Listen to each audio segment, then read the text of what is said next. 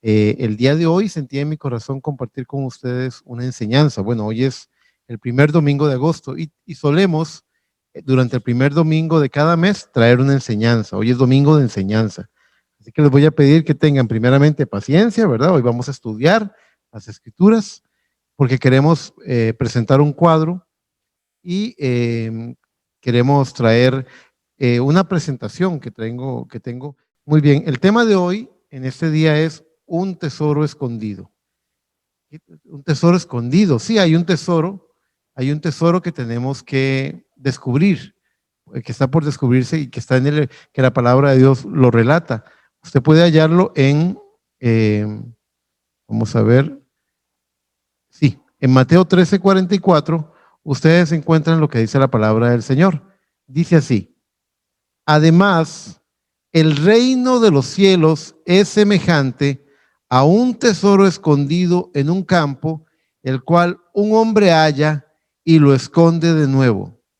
Y gozoso, por ello va y vende todo lo que tiene y compra aquel campo. Por favor, ore conmigo. Vamos a venir en oración. Amado Padre Celestial, en esta hora venimos ante ti, dándote las gracias, Señor, pidiéndote, Señor, que nos bendigas, que tú hables a nuestros corazones, que tu palabra viva venga y nos unja, Señor, y que se abra un canal, Señor, hasta el corazón donde podamos ser llenos con la fe del Hijo de Dios, Señor, a tal punto, Señor, que podamos enfrentar toda circunstancia en esta vida, Señor, y cumplir el propósito sobrenatural para el cual tú nos trajiste como tus hijos. Se ha hecho de esta forma en el nombre de Cristo Jesús. Bendice a las personas que nos visitan, Padre, y habla a nuestros corazones. Bendícenos y ayuda a los hermanos que están, Padre, necesitando una sanidad, Padre, en el nombre de Cristo Jesús. Nuestra hermana Diana, nuestra hermana Vilma, nuestro hermano Leyman, Padre, te pedimos que tú seas con ellos y ayúdame a mí, Señor, para cumplir el propósito que tu palabra tiene para mí en esta mañana. En el nombre todopoderoso del Señor Jesucristo. Amén, amén y amén. Por favor, tomen asiento. Muy bien, entonces tenemos nuestro tema de hoy es un tesoro escondido. El texto que leímos nos habla de un tesoro escondido en un campo y de un hombre que lo halla y lo esconde de nuevo. Vea qué interesante. Él lo halla y lo vuelve a esconder. Según Mateo 13:44, el reino de los cielos es un tesoro, y un tesoro es algo muy anhelado, muy apreciado, es algo que tiene un altísimo valor para las personas. No significa oro o plata. Por ejemplo, yo pienso que para un padre o una madre sus hijos son un tesoro. Yo pienso que para los que saben apreciar y valorar lo que es tener una iglesia donde congregarse, tener su congregación es un tesoro, tener un pastor es un tesoro, tener la palabra de Dios ungida, viva, no la letra que te mata, que te condena, sino esa palabra que te redime, que te saca adelante, es un tesoro. Así que quiero que abran su mente y su corazón en esta mañana a lo que puede significar este tesoro, porque no solamente es algo muy anhelado, pero también viene a ser, según el texto, un descubrimiento. Este hombre halló el tesoro en el terreno y lo volvió a ocultar. ¿Por qué creen ustedes que lo ocultó? Él se deshizo de todo, vendió todo lo que tenía, lo cambió a cambio de eso. Él sabía que si obtenía el terreno, obtenía el tesoro. Si él hubiera tomado el tesoro allí, él hubiera estado robando, él hubiera tomado lo que no era de él. Así que él fue y se deshizo de todo lo que tenía a cambio de poder comprar ese terreno y así tener ese tesoro. Tan valioso es el tesoro que el hombre acepta dar todo lo que tiene a cambio para obtenerlo. La pregunta es, aquí yo me pregunto, ¿está usted dispuesto a cambiar todo lo que este mundo le ha dado por ese tesoro del reino de los cielos? Si usted no puede, no va a haber intercambio. O sea, vea que es muy claro como lo dice él tomó todo, vendió todo lo que tenía, se deshizo de todo lo que tenía, cambió todo lo que tenía para poder recibir ese tesoro. Y eso es exactamente lo que hacemos. Como dijo Pablo, ya no vivo yo, sino que Cristo vive en mí. Morimos a las cosas de esta vida para poder recibir ese tesoro de riqueza incalculable. Ahora vamos a empezar a construir una pequeña visión. En el libro de Jeremías, en el capítulo 32, en el verso 6, vamos a encontrar una historia, la historia de una orden que le da el Señor a su profeta, y en esta historia le habla y nos habla a nosotros sobre un misterio que se desarrolla sobre este tesoro. Tiene que ver con el tesoro, van a ver. En Jeremías 32:6 dice la palabra, dijo Jeremías, palabra de Jehová vino a mí diciendo, he aquí que Hanameel, hijo de Salum, tu tío, viene a ti, diciendo, cómprame mi heredad que está en Anatot, porque tú tienes derecho a ella para comprarla. ¿Recuerdan lo que dijimos? El hombre que encontró el tesoro vendió todo lo que tenía para comprar el terreno, porque teniendo el terreno tendría el tesoro. Muy bien, aquí Jeremías es un pariente de este Hanameel, hijo de Salum, su tío, es decir, que era un primo de él, y dice, tú cómprame mi heredad porque tú tienes derecho a ella para comprarla. Tenemos que pensar como orientales, no la mentalidad occidental. En el antiguo Oriente, bueno, en la palabra de Dios, vamos a encontrar, ahora vamos a leer Levíticos 25, pero en la palabra de Dios estaba establecido que la tierra le pertenecía a Dios, no al hombre. Y Dios se la daba, por ejemplo, se lo dio a la tribu de Benjamín, a la tribu de Manasés, a las tribus les fue dada la tierra por heredad de parte de Dios. ¿Qué pasaba si un heredero, un propietario, la vendía? Él no la podía vender para siempre. Él la podía vender por un periodo de tiempo, por 50 años. Entonces, las personas que le compraban la propiedad a este heredero, pagaban el valor que iban a pagar, era una inversión que calculaban que iban a recuperar o les iba a ser rentable por esos 50 años, nada más, porque la herencia era eterna. Lo que Dios te dio, nadie te lo puede quitar. Y algunas veces nosotros empeñamos nuestra herencia, comprometemos nuestra herencia, pero Dios dice, no, yo te la di a ti, no a aquel. Yo no se la di al diablo, yo te la di a ti, es tuya, eso es lo que significa.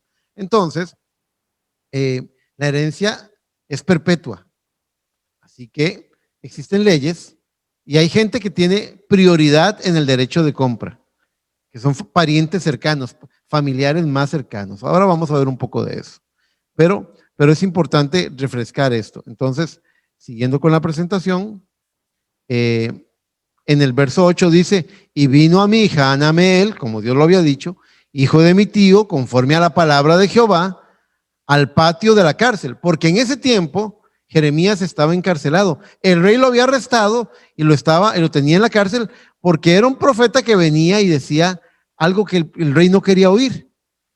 Ya Dios había dictaminado juicio, había dicho, Israel va a caer, Nabucodonosor va a tomar Israel. Ese es mi castigo. Nabucodonosor, mi siervo, es el instrumento que yo tengo para ejecutar mi juicio contra la desobediencia de Israel. Listo. Y algunas veces nosotros no queremos, no acepto la voluntad de Dios, no queremos el castigo, y de todas formas la voluntad de Dios se va a cumplir. Muchas veces es la torpeza humana, la torpeza de la mente humana la que trata de resistirse. Como le dijo a Saulo de Tarso, es como darle coces al aguijón. Es hacerse daño nada más. Dice, vino a mí Hanameel, hijo de mi tío, conforme a la palabra de Jehová, al patio de la cárcel, y me dijo, compra ahora mi heredad, que está en Anatot, en tierra de Benjamín. Muy bien. Porque tuyo es el derecho de la herencia, y a ti corresponde el rescate. Cómprala para ti. Entonces conocí que era palabra de Jehová, era lo que Dios le había dicho.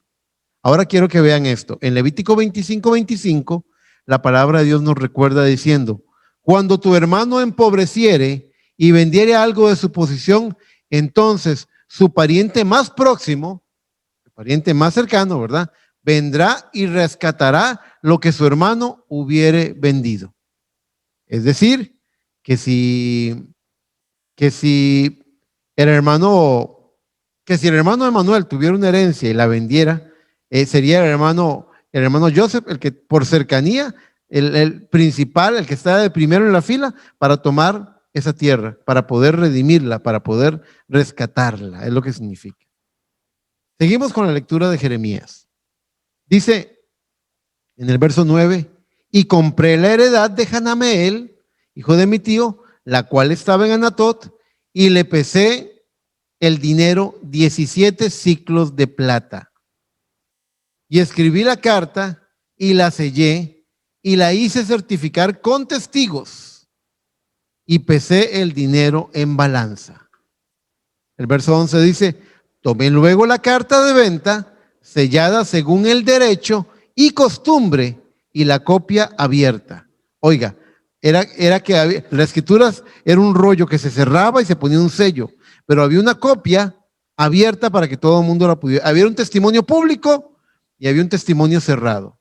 El testimonio cerrado le pertenece, el único que podía tenerlo en su mano era el dueño. Sin embargo, el testimonio público es como cuando usted se mete en internet, va y se mete al registro y ve que la propiedad está a nombre suyo. Eso es lo que significa.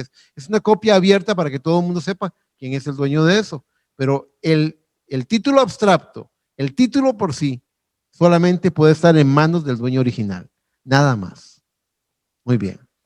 Espero que recuerden estas cosas, porque luego vamos a hacer un pequeño impas y vamos a volver a recordarlas, pero para darle contexto.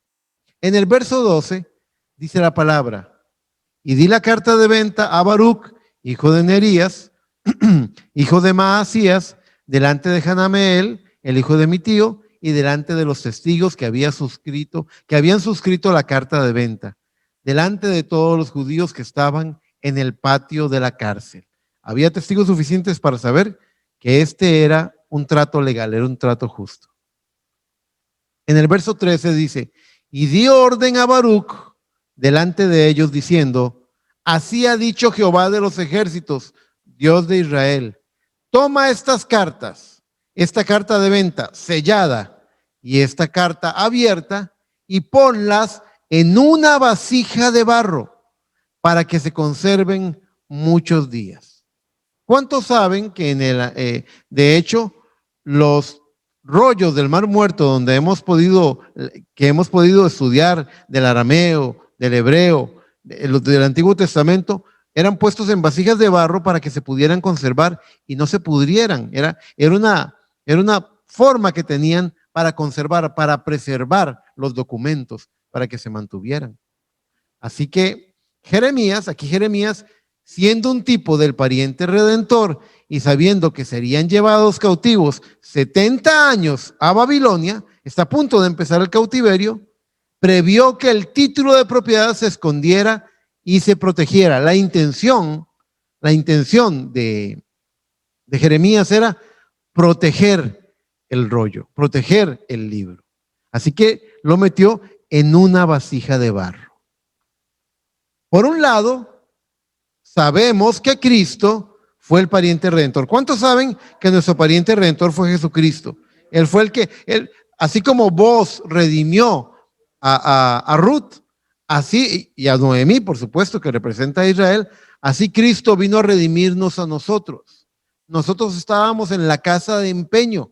¿Cuándo fuimos puestos ahí? Cuando un pariente, Adán, nos puso allí. Cuando Adán, por medio de la transgresión, nos metió en la casa, fuimos vendidos al pecado, dice San Pablo. Así que encontramos que teníamos que ser sacados de la casa de empeño, teníamos que ser rescatados, teníamos que ser redimidos. Así que Cristo, nuestro pariente redentor, lo hizo. Pero también fue a la vez, no fue solamente el pariente redentor, él mismo fue esa vasija de barro que guardaría la herencia prometida. Como dice la palabra del Señor en San Juan 1, del verso 11 al verso 17, cuando relata que el verbo se hizo carne y habitó entre nosotros. Nosotros somos vasos de barro. Dios puso ese misterio dentro de una vasija de barro llamada Jesucristo. Quiero hacer un alto aquí. ¿Comprenden ustedes que Cristo que fue Dios el que se hizo carne?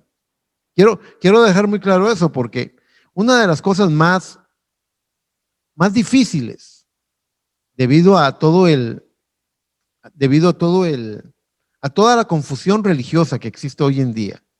Es que han habido diferentes interpretaciones de la Escritura. Ahora, yo quiero decirles lo que dice la Escritura, solamente lo que dice la Escritura. La palabra de Dios dice en Colosenses 1:15 que Él es la imagen del Dios invisible. En Colosenses 2:9 dice, porque en Él habita la plenitud de la divinidad corporalmente. La Biblia dice que en Cristo habita la plenitud de la divinidad. Todo lo que era Dios se vació en Cristo. Quiero ser muy claro y voy a ser muy insistente porque tenemos gente que nos visita y tienen que, lo que quiero es compartirles la visión de la palabra que el Señor nos ha dado. Quiero ser muy claro, dice que todo lo que era Dios se vació en Cristo. También Timoteo testifica en una de sus epístolas diciendo, grande es el misterio de la piedad. Dios fue manifestado en carne. ¿Cuánto de Dios fue manifestado en carne? Todo Dios fue manifestado en carne. Toda la plenitud de la divinidad se derramó en Cristo, manifestado en carne. Mis hermanos, no dice, voy a explorar algunas de las doctrinas religiosas que se desarrollan en el contexto de las religiones. No dice que la segunda persona de la Santísima Trinidad se manifestó en carne. Dice que Dios se manifestó en carne. Repito, ¿cuánto de Dios? Porque en Dios, dice, porque en Él, dice, se manifestó la plenitud, habitó la plenitud de la divinidad. Todo lo que era Dios se vació en Cristo. Cristo era Dios hecho carne. ¿Por qué lo dice usted, hermano? ¿Por qué con ese carácter? Puntualmente, porque deben saber que hay una serie de doctrinas religiosas que fueron creando copias con algunas modificaciones de lo que el rollo original decía. Hablando del rollo, hablando del título de propiedad. Y encontramos, por ejemplo, de que hoy en día se habla mucho de la palabra Trinidad. Y la palabra Trinidad, lo digo con gran respeto, usted no lo va a encontrar en las Escrituras. No existe un texto en la Biblia que contenga la palabra Trinidad. Es una palabra que fue creada entre el siglo II y el siglo III, después de que Cristo muere en el Calvario. La crea un abogado romano llamado Tertuliano para resolver un debate que había entre dos corrientes de estudio de la palabra. Arrio, por un lado, y Atanasio por el otro. El uno decía que Cristo era consustancial con Dios, que era igual a Dios. El otro decía que Cristo estaba por debajo de Dios. Y había un gran debate de eso. Así que en medio de esos debates, de esas dos posiciones, surgió este abogado romano llamado Tertuliano, padre de la Iglesia Católica, y creó una palabra que nunca antes se había oído. Creó la palabra triune, que significa tres en uno. Ese tres en uno, esa palabra triune o tres en uno, fue creada por este abogado para resolver la disputa. Entonces de ahí salió la doctrina que fue establecida en el Concilio de Nicea en el año 325. Dos enormes cambios se dieron en ese año. Uno, que el cambio número uno, que el bautismo que se había practicado durante los primeros 300 años de vida cristiana, de historia cristiana, que siempre fue en el nombre del Señor Jesucristo, lo cambiaron a un bautismo en títulos de Padre, Hijo y Espíritu Santo. Nunca antes se registró en la historia un bautismo en títulos de Padre, Hijo y Espíritu Santo hasta que vino el Concilio de Nicea en el año 325. Fueron las personas de ese concilio, los hombres, los que cambiaron eso, pero desde los días de Pablo, desde los días de Pedro, toda persona siempre fue bautizada en el nombre del Señor Jesucristo. Quiero que tomen nota de eso. Y pueden ir a revisarlo en la historia. Tenemos ahí algunos datos bibliográficos de enciclopedias, incluso enciclopedias católicas, donde ellos reconocen que ellos cambiaron el bautismo a Padre, Hijo y Espíritu Santo, a títulos de Padre, Hijo y Espíritu Santo. Y la segunda cosa es que se inserta la doctrina de la Santísima Trinidad que nunca antes se había mencionado. Durante los primeros 300 años de vida cristiana o de historia cristiana, nunca antes se había oído la palabra Trinidad. Esa palabra, que fue creada por este abogado romano, fue injertada en el año 325 mediante el Concilio de Nicea. Hubieron por ahí algunos valientes que se enfrentaron, que resistieron eso, porque decían que no estaba conforme al canon bíblico. Ellos decían, Dios es uno, como lo dice Deuteronomio 6, Dios es uno y uno es un hombre. Si hubiera, y no me malentiendan, eso no es un prejuicio personal. Si la Biblia dijera, Dios son tres, yo diría, Dios son tres. Pero no hay un texto bíblico que diga que Dios son tres. Hay un texto que dice que Dios es uno y hay otros también que lo repite, Dios es uno y uno es un hombre. ¿Crees que Dios es uno? Dice Santiago, bien haces. El diablo también lo cree y tiembla. Lo que yo los invito a ustedes es a que examinen la escritura y que se queden solamente con la escritura. Muy bien, entonces ese fue un pequeño paréntesis para que pudiéramos ver parte de lo que esas falsas copias han salido a tergiversar, pero la copia original, el texto original dice de una forma y tenemos que quedarnos con lo que dice. Muy bien, sigamos con la presentación. Disculpen que haya metido ese paréntesis, pero creo que era importante. Entonces, decíamos que él fue la vasija de barro que guardaría la herencia prometida. Así como Jeremías puso el testimonio de la carta de venta, el sellado y el público, el abierto, lo puso dentro de la vasija.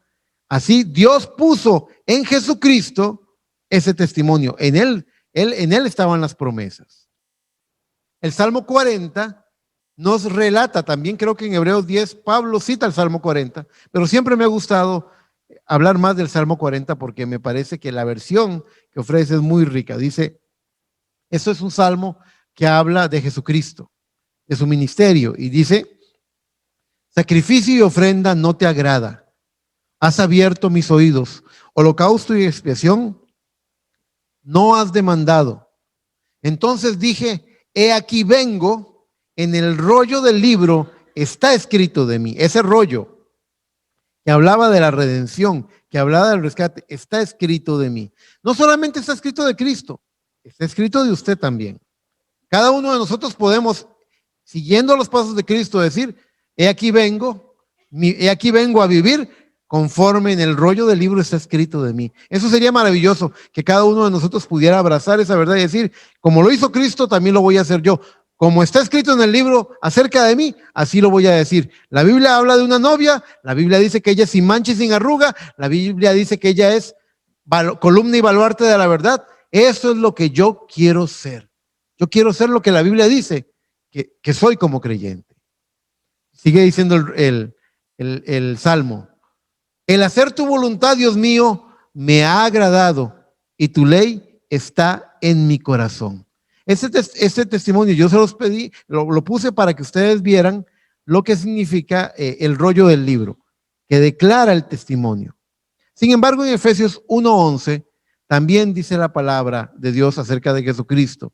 En Él, ese Él es en Jesucristo. En Él, asimismo, tuvimos herencia, habiendo sido predestinados conforme al propósito del que hace todas las cosas según el designio de su voluntad. Es decir, que Dios puso su herencia en Él tuvimos herencia.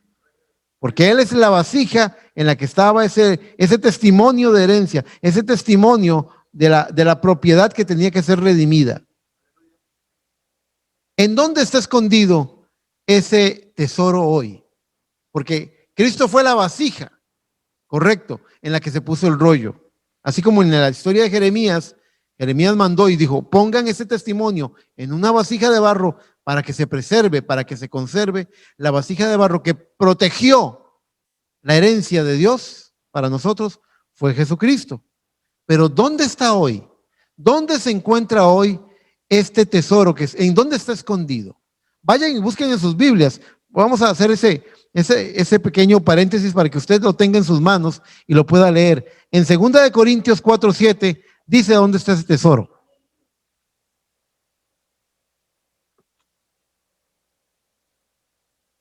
Ese valor, ese título de propiedad. ¿Dónde está escondido ese tesoro hoy? Según 2 Corintios 4:7 dice la palabra, pero tenemos este tesoro en vasos de barro para que la excelencia del poder sea de Dios y no de nosotros. El texto lo que está explicando es que los vasos de barro no son de un material fino, no son vasos de oro, no son vasos de plata, son de barro. Pero Dios escondió el tesoro en vasos de barro, así lo quiso Él, dice, para que la excelencia del poder sea de Dios y no de nosotros.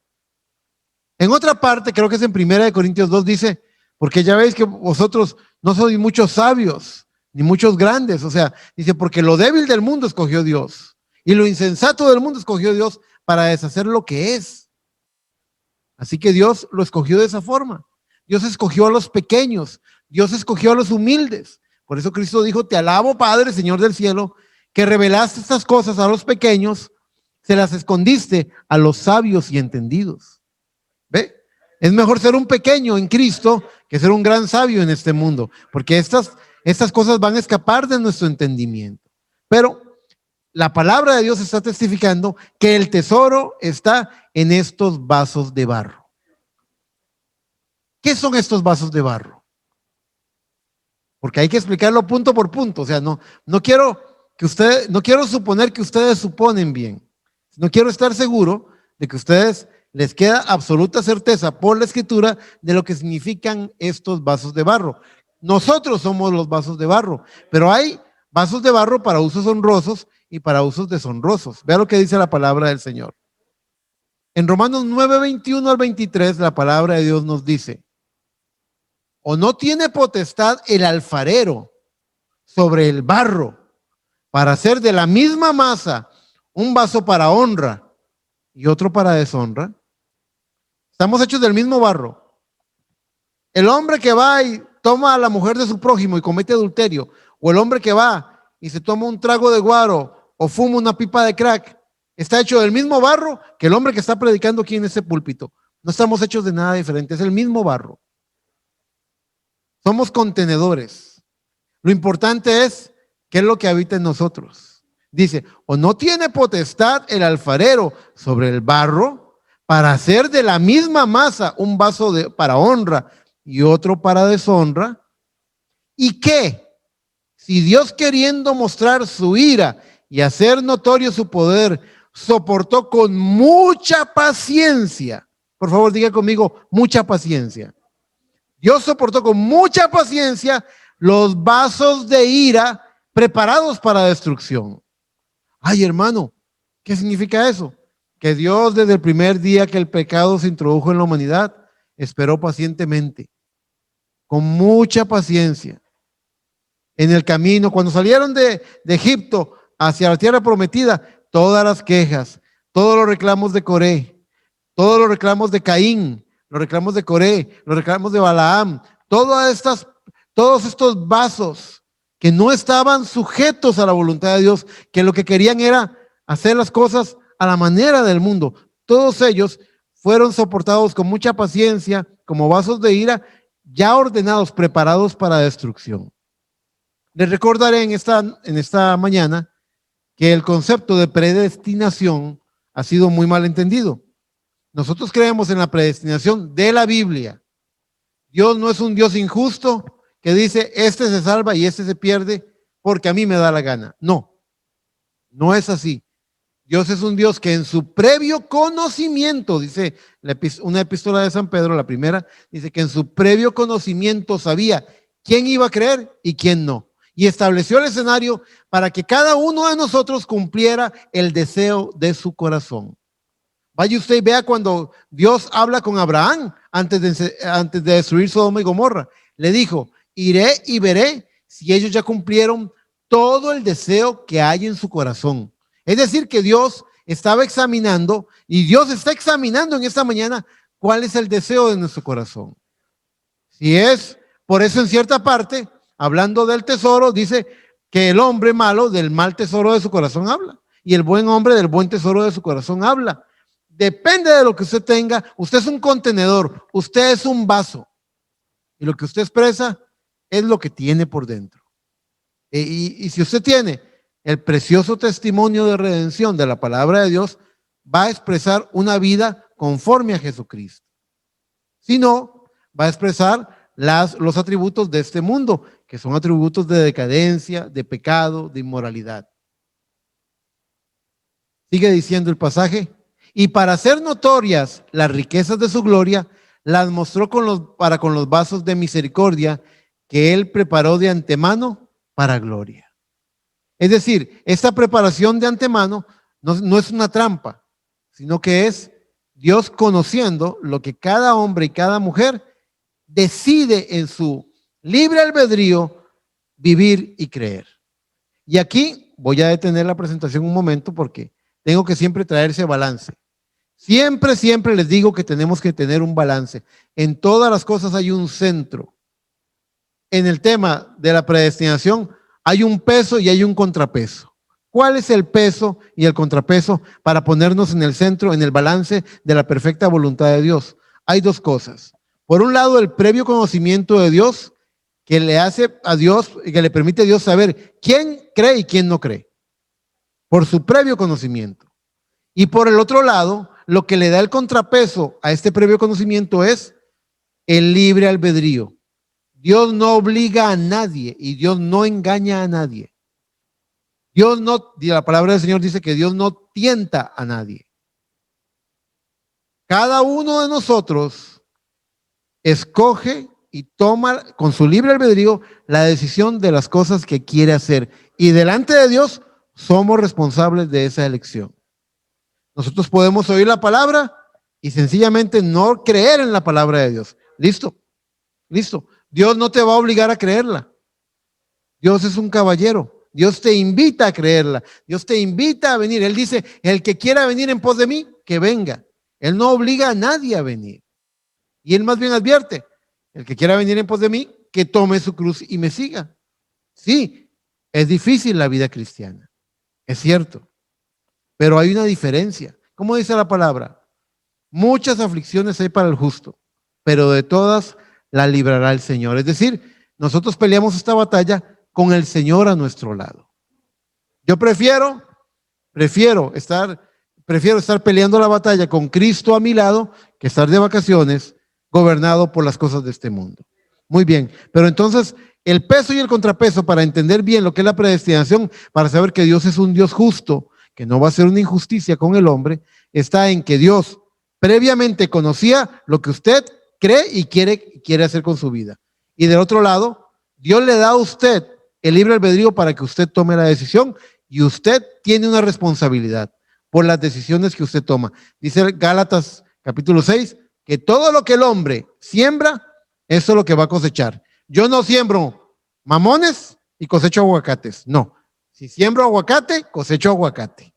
Yo cosecho lo que siembro. Y siempre les he dicho, ¿no le gusta lo que está cosechando? Cambie la semilla, correcto. Si no le gusta lo que cosecha, cambie la semilla. Tome decisiones, cambie la dirección de su vida. Dé una vuelta de 180 grados, cambie la dirección de su vida. Dios lo va a ayudar, Dios lo va a respaldar, Dios lo va a bendecir, pero tome las decisiones conforme a la voluntad de Dios y Dios está de su lado. Muy bien, sigamos. Entonces, ya leímos la cita de Romanos 9:21. ¿Y qué sigue? Cristo, la vasija de barro, debía quebrarse para poder tomar de su interior la herencia. El título de propiedad que Adán había empeñado, el pariente redentor rescató. Es decir, lo que en el primer Adán perdimos, en el postrer Adán, como lo dice el libro de Romanos, lo recuperamos. En Adán entró la muerte para todos los hombres. En Cristo vino la vida para los hombres. Porque Cristo no murió solamente por sus pecados o los míos. Dice la Biblia en Primera de Juan que Él murió por los pecados de toda la humanidad. Pero también dice Juan 3:16 en adelante, porque de tal manera amó Dios al mundo que ha dado su Hijo unigénito para que todo aquel que en Él cree no se pierda, mas tenga vida eterna. Y el que cree es salvo, ¿verdad? Dice, mas el que no cree ya es condenado. ¿Ves? Una decisión que nosotros consideramos la palabra de Dios y decidimos creerla o no creerla. Es nuestra decisión. Pero Cristo, la vasija de barro debía quebrarse. Vamos a ver, ¿cómo podría Jeremías, después de los 70 años de deportación a Babilonia, para ir a reclamar la tierra, qué es lo que tenía él? Él tenía escondida el título de propiedad en una vasija de barro. ¿Qué es lo que hay que hacer con la vasija para poder sacar el rollo? Hay que quebrar la vasija. Es como cuando usted, vamos a ver, ¿cuántos de ustedes han tenido alguna vez una alcancía? Yo no sé si Ian alguna vez has tenido una alcancía. ¿Has tenido una alcancía alguna vez, Ian? Una alcancía, un chanchito. Nunca has tenido un chanchito, una alcancía. Ah, bueno, a muchas veces a los niños que cuando se les quiere enseñar a ahorrar, se les compra una alcancía en forma de chanchito.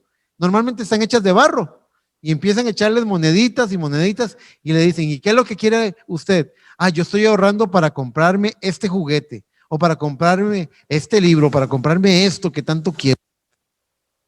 Y ahorra y cada vez que tiene una monedita la echa ahí. Y uno alza el chanchito y uno lo sacude y uno dice, ya pesa, ya pesa. Quiere decir que el tesoro se está completando, ¿verdad? Hasta que ya uno ve que no le caben moneditas ni billetes, ¿verdad? Que ya la rendija está full. Entonces, ¿qué es lo que toca? Quebrar el chanchito, exactamente.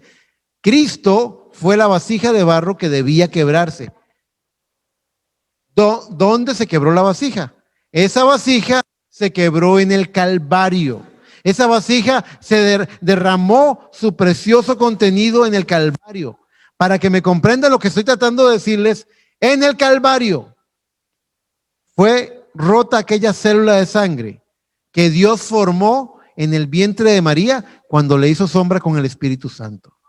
Esa célula de sangre no era sangre judía, no era sangre gentil, era la sangre de Dios.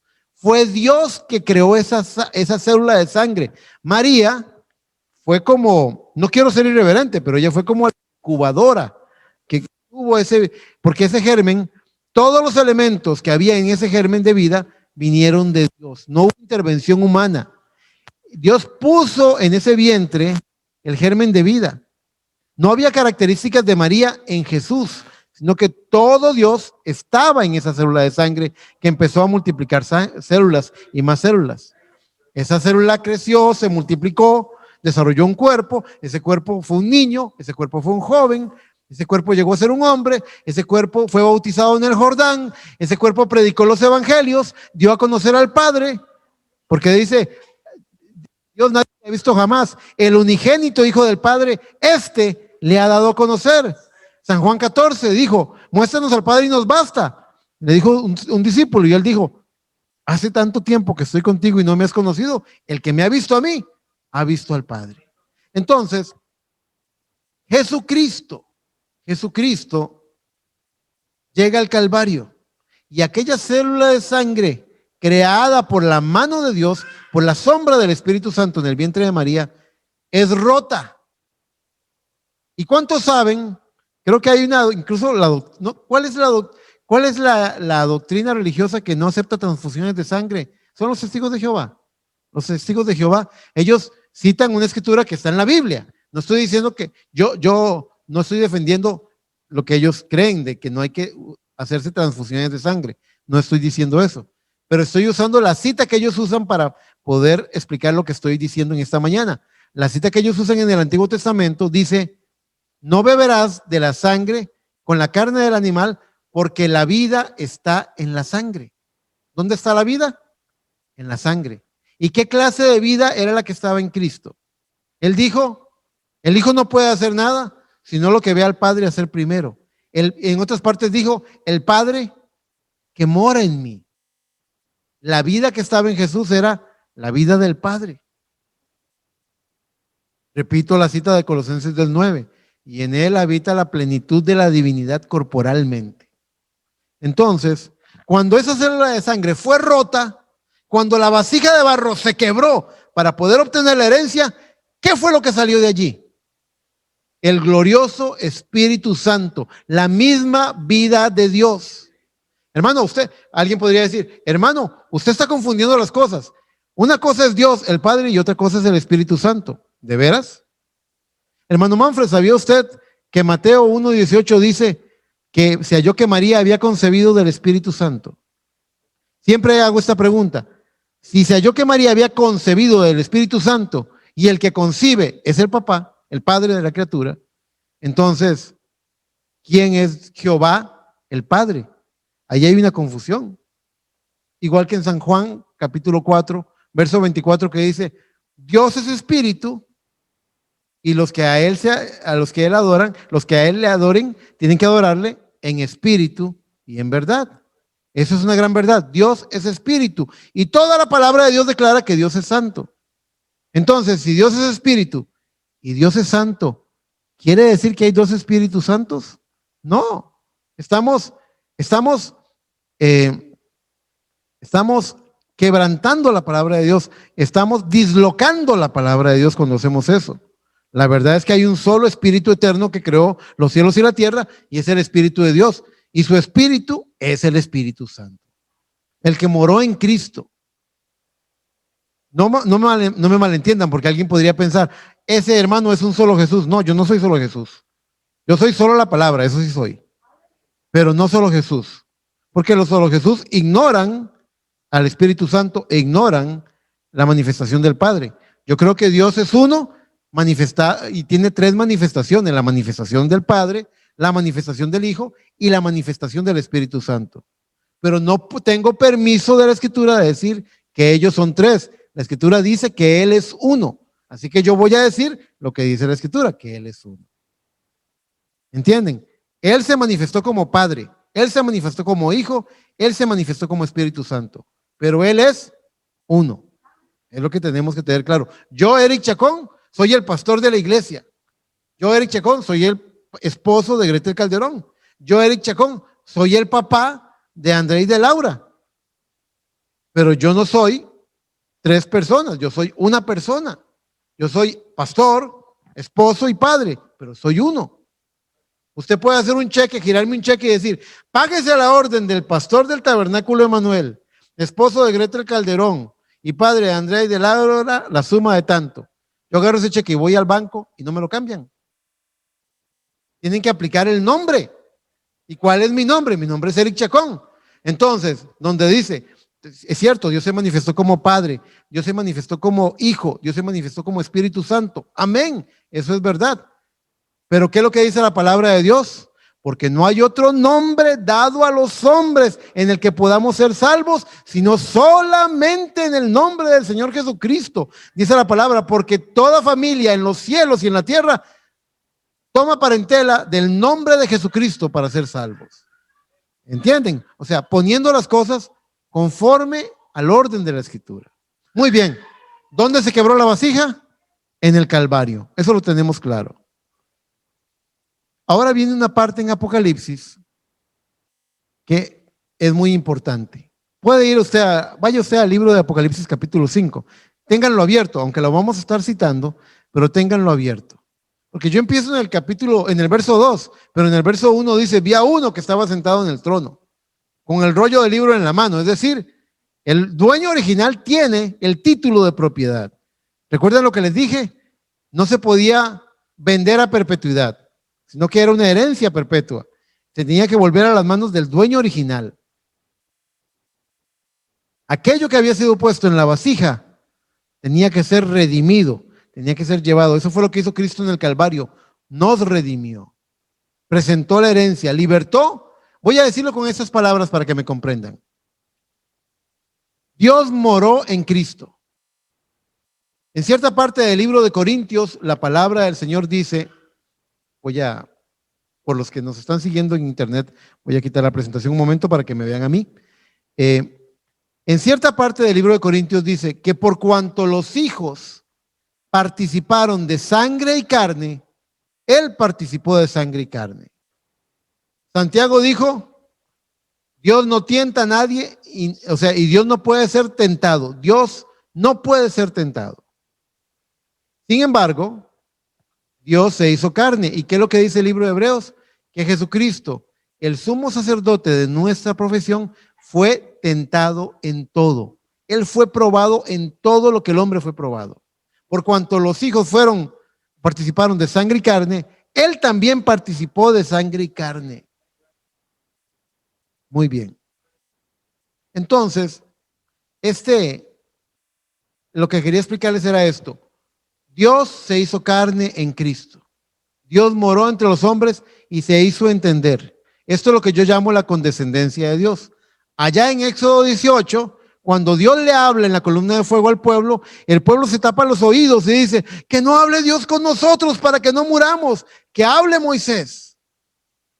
Entonces Dios tuvo que hablarles por profetas, porque el pueblo no soportaba oír la voz de Dios, temblaban. La voz de Dios es fuego, Dios es fuego consumidor. Muy bien. Hasta que, y ahí estuvo Moisés el profeta, Isaías el profeta, Jeremías el profeta. Cada uno de ellos fue el profeta de Dios. Malaquías el profeta de Dios, hasta que vino Cristo, que no era el profeta de Dios. Cristo era Dios el profeta en persona. Dios se hizo carne para poder hablarnos. Ahora, lo que ellos no podían oír, porque en la columna de fuego temblaban y les daba miedo, ahora Cristo pudo expresarlo para hacerse entender. Y Cristo tomó lo que dijo Moisés. Oísteis que fue dicho, no matarás. Pero yo os digo que cualquiera que se enoje locamente contra su hermano es culpable. Oiga, ¿qué fue lo que hizo Cristo? Cristo magnificó el entendimiento de la palabra de Dios. Oísteis que fue dicho, no adulterarás. Mas yo os digo que todo hombre que mira a una mujer para codiciarla, ya adulteró con ella en su corazón. Magnificó la luz del entendimiento que teníamos sobre la palabra. Y cuando condescendió a la persona de Cristo y era Cristo como hombre hablando a los hombres, la gente se sintió contra la pared. Dijeron, la reacción de oír el evangelio fue, ¿quién pues podrá ser salvo? Hasta los discípulos dijeron eso, ¿quién podrá ser salvo? Y en cierta parte en San Juan, Cristo les dijo, todavía tengo muchas cosas que deciros, pero no las podéis sobrellevar. Imagínense, si lo que les había dicho los puso entre la espada y la pared diciendo, ¿quién podrá ser salvo? Y Cristo les dice, todavía tengo muchas cosas que deciros, pero no las podéis sobrellevar. Pero cuando venga el Espíritu de verdad, Él os guiará a toda la verdad. Esa es la condescendencia de Dios.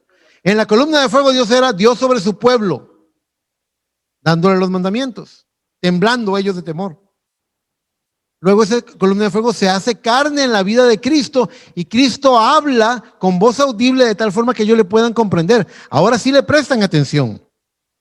Pero ahora que Cristo está trayendo el verdadero significado de la palabra, cuando ellos lo oyen se sienten condenados. ¿Quién podrá ser salvo? Entonces no bastaba con que Dios se hiciera carne. Tenía que llegar a morar en el corazón del hombre en la forma del Espíritu Santo. Es la única esperanza que tiene el hombre para estar capacitado, para vivir la palabra, para cumplir la justicia de Dios. Nosotros forzosamente necesitamos del Espíritu Santo. Por eso Cristo le dijo a Nicodemo, te es menester, te es indispensable nacer de nuevo. Nacer del agua y nacer del Espíritu, le dijo él. Era indispensable para que pudiera cumplir con el requisito. Ahora, ¿cómo podía venir el Espíritu de Dios por medio de eso? Bueno, el Cordero de Dios va al Calvario, derrama su sangre, y cuando esa célula de sangre es rota, el Espíritu Santo que moraba en él es libertado y ahora cae sobre la iglesia en el día de Pentecostés, en los 120, llenando sus corazones. Cae sobre la palabra para vivificarla, para darnos entendimiento de la verdadera revelación de ella. ¿Se dan cuenta? Cae sobre la iglesia y cae y vivifica la palabra para hacerla para nosotros una Biblia nueva. Eso es lo que ocurre en el Calvario. Ahora sí, en ese contexto, veamos Apocalipsis 5. Vamos a verlo. Entonces, Apocalipsis 5:2 dice al 4, y vi a un ángel fuerte que pregonaba a gran voz, ¿quién es digno de abrir el libro y desatar sus sellos? ¿Recuerdan ese libro? ¿Recuerdan ese rollo? Recuerden que en el Antiguo Testamento los rollos, hermano, los libros eran rollos sobre los que se escribía. Así que, ¿quién es digno de abrir el libro y desatar sus sellos? ¿Quién tiene la autoridad? ¿Quién tiene el poder? ¿Quién es digno? ¿Quién tiene una vida digna para tomar eso que estaba perdido y rescatarlo? Y dice el verso 3, y ninguno, ni en el cielo, ni en la tierra, ni debajo de la tierra, podía abrir el libro, ni aún mirarlo. Ni siquiera podían mirarlo. Verso 4, y lloraba yo mucho. Ese es Juan llorando. Y lloraba yo mucho porque no se había hallado a ninguno digno de abrir el libro, ni de leerlo, ni de mirarlo. ¿Por qué estaba llorando Juan? ¿Qué es lo que había en ese libro por lo que lloraba Juan? Ahí estaba el nombre de Juan, y ahí estaba el nombre de Tuti, y ahí estaba el nombre de Rey David, y ahí estaba el nombre de Ian, de Lesbia, de Eric. Ahí estaban nuestros nombres. Todo lo que estaba perdido en Adán y que iba a ser rescatado estaba ahí anotado. Todo el título de propiedad, toda la posesión adquirida, todo lo que se estaba perdiendo y podía rescatarse estaba escrito en ese rollo, porque es como el rollo de Jeremías, el rollo de la herencia, del título de propiedad que tenía que ser rescatado.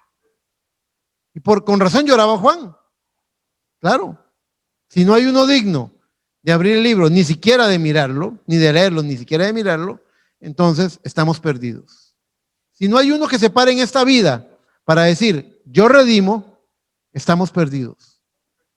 Yo lo hago, hermano. Usted tiene sus propios pecados. Yo tengo los míos. Yo no puedo redimirlo a usted. Usted no me puede redimir a mí. Cada uno de nosotros tiene una pena por el pecado. La paga del pecado es la muerte. Entonces tenía que venir uno sin pecado. Tenía que venir uno inocente a pagar el precio. Uno al que no tuviera que no tuviera cuentas en contra, que fuera libre, que no tuviera deudas para redimir a los que estábamos bajo deuda en la casa de empeño. Muy bien. Ahora, en Apocalipsis 5, brincamos al verso 6 y al verso 7, y dice, y miré y vi que en medio del trono y de los 4 seres vivientes y en medio de los ancianos estaba en pie un cordero como inmolado. Y vino y tomó el libro de la mano derecha del que estaba sentado en el trono, y miré y oí la voz de muchos ángeles alrededor. Perdón, aquí brinqué al verso 11. Verso 11 y verso 12 para poder cuadrar la idea. Y miré y oí la voz de muchos ángeles alrededor del trono y de los seres vivientes y de los ancianos, y su número era millones de millones, que decían a gran voz, el cordero que fue inmolado es digno de tomar el poder, las riquezas, la sabiduría, la fortaleza, la honra, la gloria y la alabanza. Se halló uno digno, uno nada más. Por eso les digo, Dios es uno. Porque si decimos que solamente el Cordero es digno, entonces, ¿dónde queda el Espíritu Santo? ¿Dónde queda el Padre? Es la misma persona. Se halló uno que era digno de tomar el libro y desatar sus sellos, de tomar la escritura. Jeremías era el único que podía tomar esa escritura y decir, momento, señores, esta propiedad me pertenece a mí. Por derecho, soy el pariente redentor. Mi primo no podía, le iba a perder y me dijo, rescátala, tú tienes derecho. Y eso fue lo que yo hice. Y eso es lo que ha hecho Cristo. Vino y redimió, vino y rescató lo que estaba perdido. Resumiendo, número 1, Cristo nos rescató preservando la herencia prometida. Número 2, en nosotros, y es aquí donde quiero hacer la distinción de por qué hay vasos de honra y vasos de deshonra. Recordarán ustedes que les dije que lo que hace que un vaso sea de honra o deshonra, si son hechos del mismo barro, si no son de oro y de plata, sino que son del mismo barro, ¿qué es lo que hace que sea un vaso de honra o un vaso de deshonra? El contenido. El contenido es lo que marca la diferencia. Muy bien. En nosotros había un atributo de Dios que tenía que ser rescatado. Y eso tiene que ver con la naturaleza de un hijo de Dios. Por un tiempo, mucha gente predicó que usted viene a ser un hijo de Dios cuando se convierte al Señor. No, yo creo que usted siempre fue un hijo de Dios. Usted se perdió en el mundo. Usted era posesión de Dios, usted era pertenencia de Dios. Pero cuando lo sacaron de la casa de empeño, usted fue redimido. Pero usted siempre le perteneció a Dios. Siempre, siempre, desde antes de la fundación del mundo. Les voy a dar una cita del mensaje El filtro de un hombre que piensa, predicado en la tarde del 22 de agosto del 1965. Dice en el párrafo 72, pero cuando uno ha nacido del Espíritu de Dios, entonces uno es hijo de Dios y uno siempre fue un hijo de Dios. Y uno siempre será un hijo de Dios. Y no hay manera de separarlo, dice, porque dice, ustedes tienen vida eterna. Y lo eterno, ¿cuál es la característica de lo eterno? Nunca comenzó, ni tampoco terminará alguna vez. Lo explico de esta forma. Hijos de Dios aquí presentes, todos ustedes, pueblo del Señor. ¿Quién sabe en su corazón que Dios le ha dado vida eterna? Levante su mano. ¿Quién cree que Dios le ha dado vida eterna? Muy bien. Ustedes que creen que tienen vida eterna, ¿qué es eterno? Una vida eterna nunca tuvo principio. Una vida eterna nunca tendrá un final. Es eterno. Es eterno. Como el sacerdocio de Melquisedec, sin principio de días ni fin de vida, dice la palabra. Lo eterno no tuvo principio y no tendrá final. Es eterno. El hecho de que nosotros hayamos sido vendidos al pecado en la transgresión de Adán hizo que marcara, lo único que marcó es el principio del tiempo. El tiempo comenzó a correr, pero el tiempo no forma parte de la eternidad. Nos convertimos en criaturas de tiempo, pero esto es algo temporal mientras somos redimidos y rescatados. Vea. Puede ir a buscarlo. Yo quiero que vaya a buscar el libro de Job. Y en el capítulo 38, verso 7, que lo tengo ahí citado para los hermanos que nos están viendo por Zoom o por internet, en Job capítulo 38, en el verso 7, dice, ahí está hablándole Dios a Job y le está diciendo, ¿dónde estabas tú? Voy a ver si puedo buscarlo. Vamos a ver si puedo buscarlo. Job 38, bendito sea el nombre del Señor. Abrí la página correcta. Job 38. Vamos a ver si encuentro. Sí, del verso 4. Lo voy a leer del 4 al 7. Oiga a Dios preguntándole cosas a Job. Job está reclamándole a Dios y dice, muchos reclamitos. Le voy a hacer unas preguntas, a ver. Le dice en el verso 4, ¿dónde estabas tú cuando yo fundaba la tierra? Eso no está, esa pregunta es una pregunta para ser contestada. Hermanos, ¿dónde estaba usted cuando Dios fundaba la tierra? Dice, ¿dónde estabas tú cuando yo fundaba la tierra? Házmelo saber si tienes inteligencia. ¿Quién ordenó sus medidas, si lo sabes? ¿Y quién extendió sobre ella cordel? ¿Sobre qué están fundadas sus bases? ¿O quién puso su piedra angular? Cuando alababan todas las estrellas del alba y sus hijos, y se regocijaban todos los hijos de Dios. Ese texto dice que los hijos de Dios estaban presenciando cuando Dios estaba creando el universo. Ese texto dice que lo que fue eterno siempre ha sido eterno. Si usted hoy es un hijo de Dios, usted siempre fue un hijo de Dios. Pero tuvo que ser redimido, porque fue vendido al pecado, porque fue metido a la casa de empeño por medio de la transgresión del pecado. Porque todos morimos en Adán y todos resucitamos en Cristo. Ese concepto a veces es un poco difícil de entender. Voy a tratar de explicarlo un minuto más. Nosotros hemos leído un mensaje que se llama condenación por representación. ¿Qué es condenarse por representación? O ser salvo por representación. ¿Alguna vez? ¿Quién ha leído alguna vez la historia de la batalla de David y Goliat? ¿Quién lo ha leído para saber? Muy bien, lo han visto. La Biblia dice que en el valle de Elam, me parece que se llamaba, donde se juntaron el ejército filisteo y el ejército de Israel. Y cuando estaban allí esperando la batalla, vino un a David, un campeón filisteo, un gigante llamado Goliat, con una lanza que parecía tan gruesa como un rollo de telar. Y vino y se paró delante de Israel, ese gigante, y les dijo: Rey Saúl, ¿para qué vamos a matar a gente y vamos a correr la sangre? No hagamos esto. Hagamos una cosa, que el campeón de ustedes venga y pelee conmigo. Y si yo gano, ustedes se someten a mí, al pueblo filisteo. Y si yo pierdo, los filisteos nos rendimos a ustedes. Es decir, que si Goliat ganaba, el pueblo filisteo ganaba por la representación de Goliat. ¿Comprenden? Si el campeón israelita ganaba, entonces ganaba en representación de todos los demás. Y si perdía, perdía en representación de todos los demás. Cuando Adán pecó e introdujo el pecado en la humanidad por medio del nacimiento carnal, viniendo por sexo, sencillamente se introdujo la muerte desde Adán para todos nosotros. Recibimos muerte por representación. Por eso dice Romanos que en Adán todos morimos. Pero también dice por eso que en Cristo todos somos resucitados. Porque fuimos heridos por el pecado con la transgresión de Adán.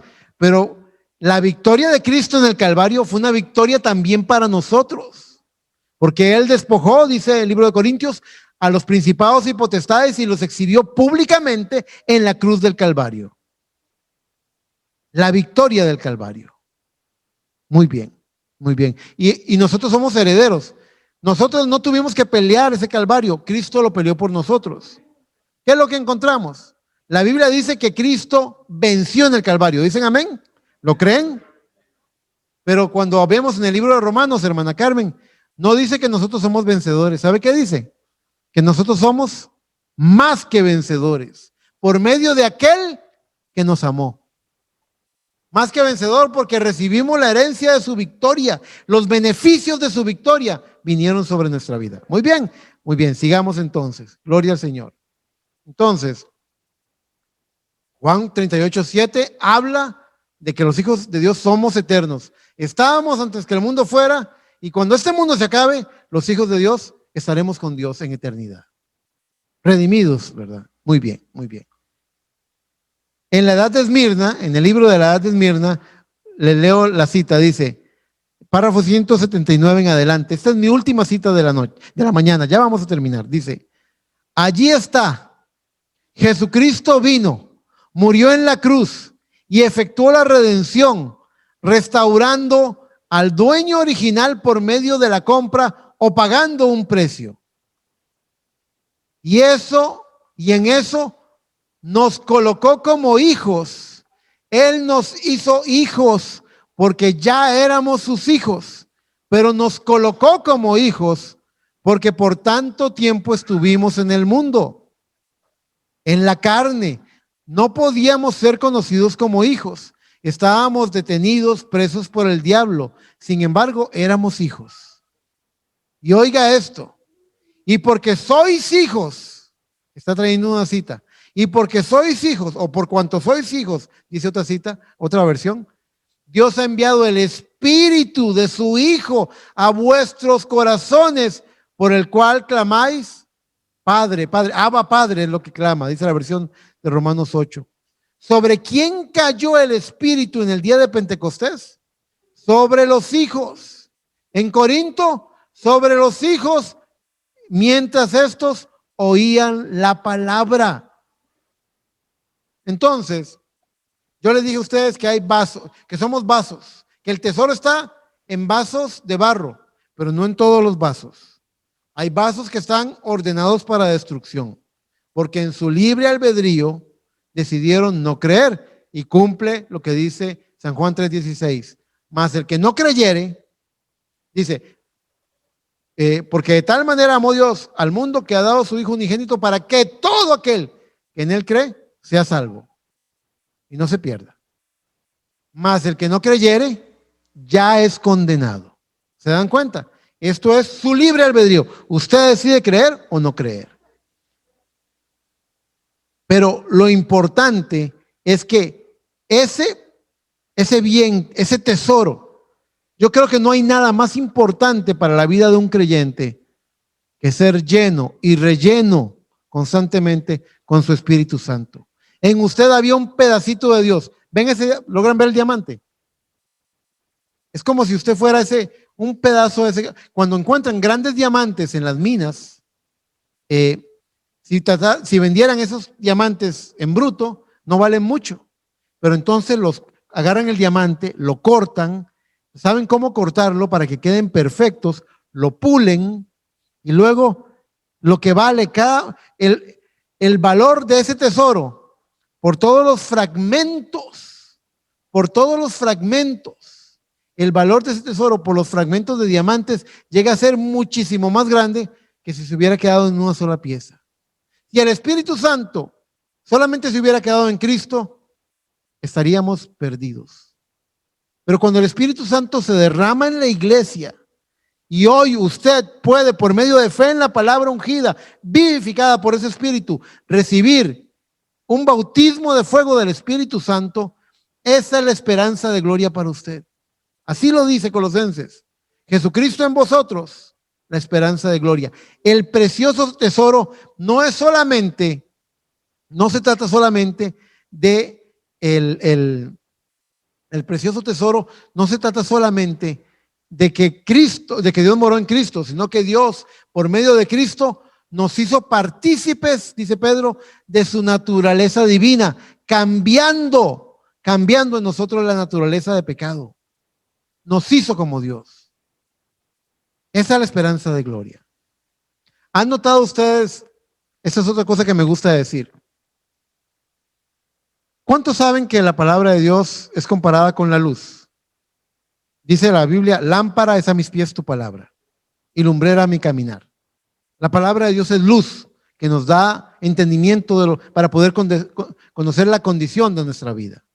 Alumbra sobre nosotros y nos permite entender la condición de nuestra vida. Muy bien, muy bien. Entonces, quiero que piensen en esto. Cada pequeña pieza de ese diamante, ese fragmento de diamante, es como ¿cuál es la palabra, hermana Andrea? Cuando la luz pasa y se descompone a través de un ¿qué? Un prisma. Ese diamante, algunas veces usted puede agarrar el diamante y lo pone a la luz para verlo y usted ve que una luz ámbar sale de él, como un arco iris, se ven los colores. Algunas veces usted puede verlo en las partículas de agua que están en la nube, como eso es lo que es el arco iris. La luz del sol, del espectro solar, está atravesando pequeñas partículas de agua.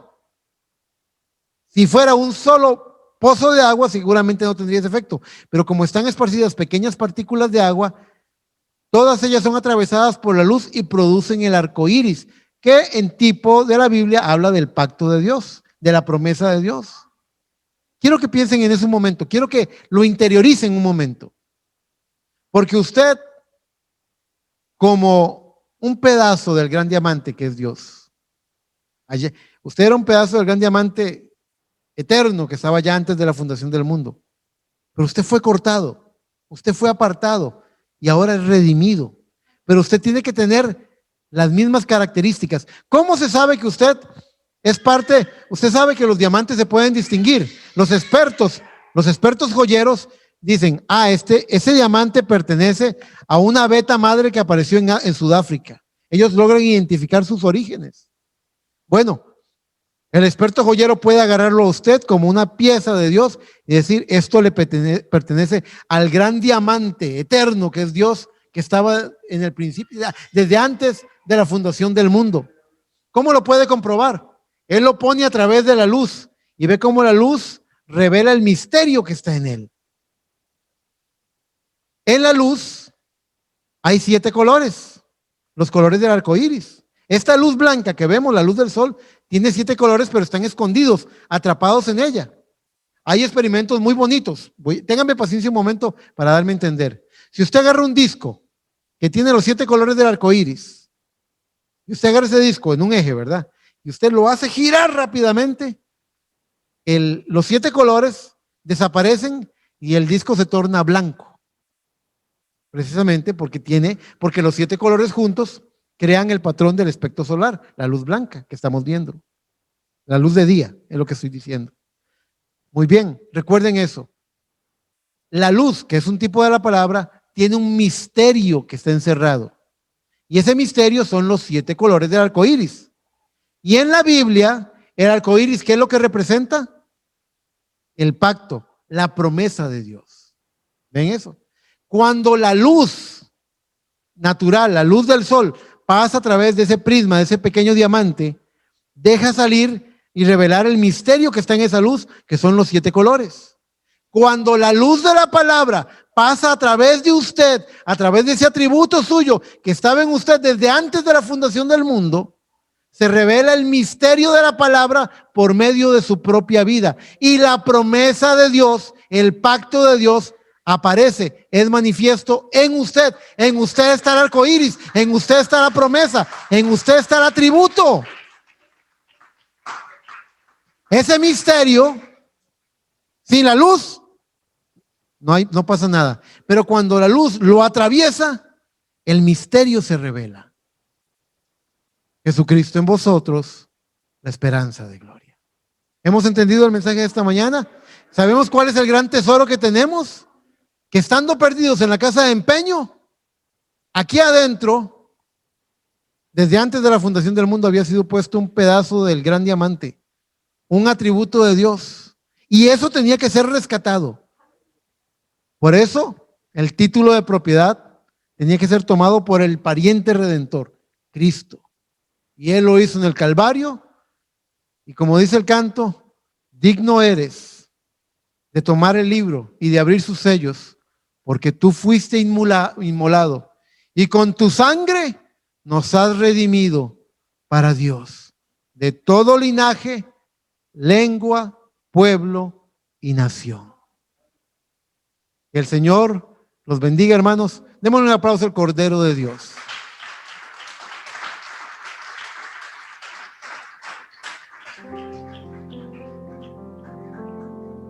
En los vasos de honra hay un tesoro escondido. Y ese tesoro escondido es un pedacito de Dios eterno, que no puede morir, que tiene que manifestarse. Y solamente se va a manifestar a través de la luz de la palabra. Sin palabra no hay redención. Sin palabra no hay entendimiento y no hay revelación. Es la luz de su palabra a través de su vida la que va a mostrar a Jesucristo, la que va a mostrar que en usted está ese atributo eterno de Dios, en ese hombre interior. Dios les bendiga, pongámonos en pie. Muy bien. Bendito sea el nombre del Señor. Esperamos que el mensaje de hoy, siempre, ustedes no saben, bueno, he estado un poco enfermo y le doy gracias a Dios de que pude terminar de predicar el mensaje. Ahora viene el descanso. pero quería que supieran que para mí siempre es una gran carga cuando tengo que traer una enseñanza, porque las enseñanzas tienen mucha Biblia, mucha Biblia. Y yo me preocupo porque cuando hay mucha Biblia, usted tal vez, su mente se puede cansar y se puede ir allá a pasear por otras partes.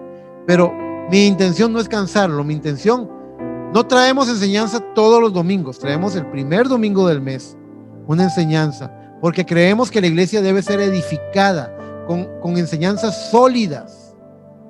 Claro, habrá otros cultos donde tendrá un tono más evangelístico, un tono más fogoso, más de ánimo, de palabras de ánimo, pero el primer domingo del mes siempre nos gusta que usted se siente como un plato fuerte, un plato sólido. Espero que sea de bendición. ¿Quieren orar conmigo, por favor? Por favor, levante su mano y ore conmigo y démosle gracias al Cordero. Démosle gracias, porque usted tiene Biblia, tiene un pastor que le predica, hay un Espíritu Santo que lo unge, hay una congregación a la que pertenece, y todo esto es regalo de la obra de Dios en el Calvario. Sin el Calvario no tendríamos nada de esto.